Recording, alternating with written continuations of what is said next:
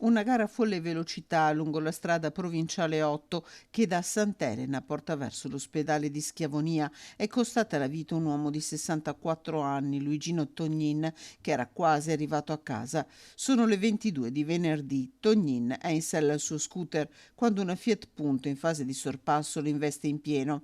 Tognin viene sbalzato a metri di distanza oltre il guardrail, un tragico volo che finisce nel vicino fossato. La Punto, gravemente danneggiata, si ferma in attesa dei soccorsi. A bordo ci sono due giovani, quello alla guida ha 22 anni. Arrivano i carabinieri di Este con la polizia locale, i vigili del fuoco, i sanitari del SUEM 118.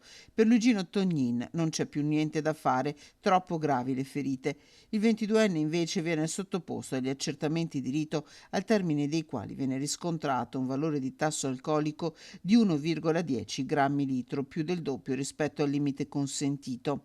Trasmessi gli atti alla Procura di Rovigo, competente per territorio, il PM dispone per il 22enne l'arresto ai domiciliari con l'accusa di omicidio colposo, mettendo nero su bianco la gara di velocità avviata con un'altra auto.